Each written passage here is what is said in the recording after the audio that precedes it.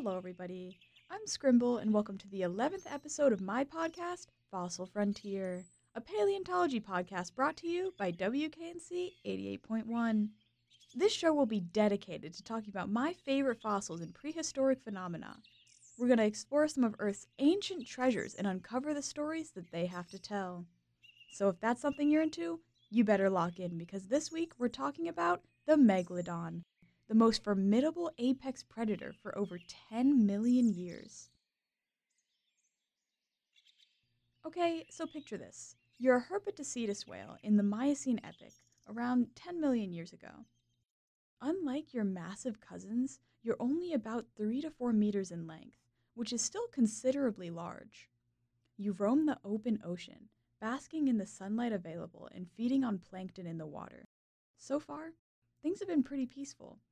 Some small fish swim by, and some kelp floats through the scene.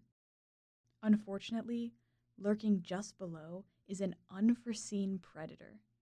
Without time to react, a massive shark resembling a great white but reaching over 20 meters long swims up from below.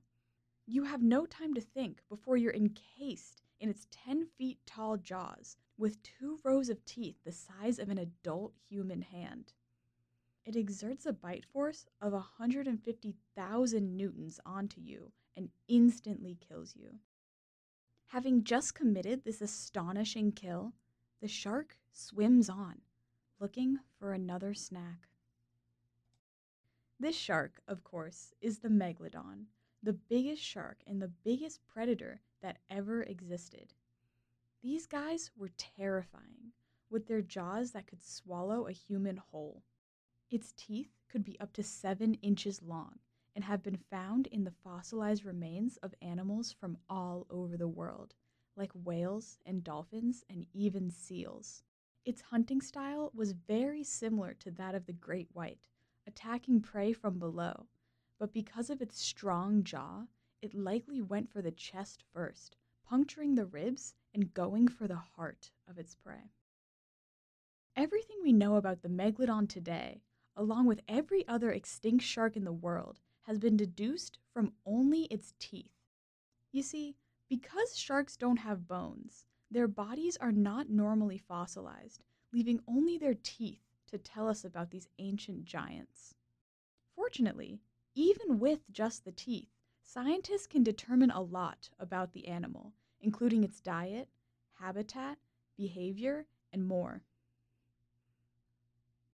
Because of the Megalodon's similarities to the great white, scientists first classified it in the same family, Lamnidae, and genus Carcharodon, but they were later reclassified into a much older and much more prominent group, Otodus, or megatooth sharks.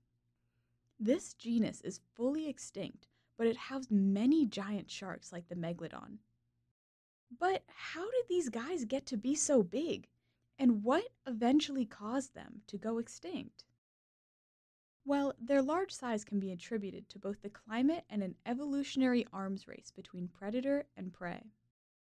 You see, during the Cretaceous period, waters were much cooler, which meant that the warm-blooded animals living in them needed to find a way to stay warm.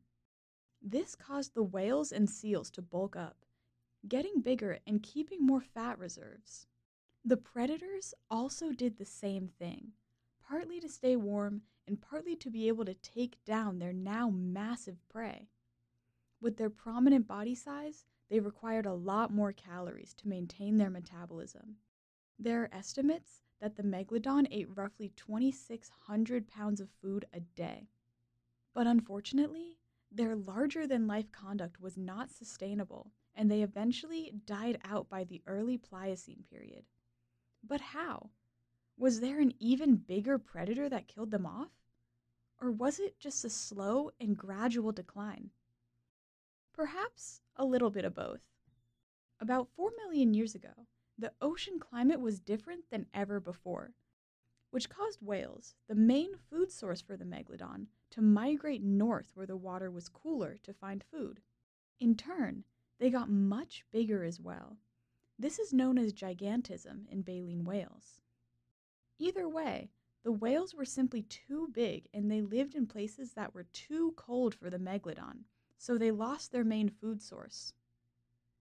On top of that, there were also new predators emerging, from the sperm whale to the carcharodons, or modern sharks. These guys were competition for the megalodon, and in this case, size didn't matter.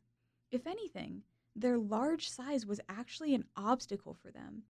The smaller, more nimble sharks outcompeted them for their prey. And because the megalodon needed so much food to survive, this hit to their supply led to their downfall, and they were soon extinct.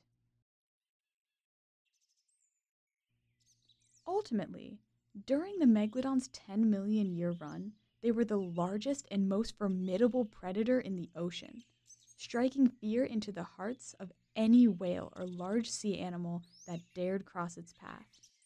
And even to this day, the shark still holds the record for the largest predator on Earth. While their overpowered jaws and hunting style were impressive, it was just that led to their demise. The story of the megalodon just goes to show life isn't all about being flashy and the most powerful predator in the ocean, because in the end, it was adaptability and humility that were the key to survival in this ever-changing world. Thank you for listening to the 11th episode of Fossil Frontier. This has been a WKNC podcast. Good night, and I love you. The audio used in this podcast was Song Thrush Nature Field Recording Garden Atmo, recorded by Garuda 1982 under Creative Commons license.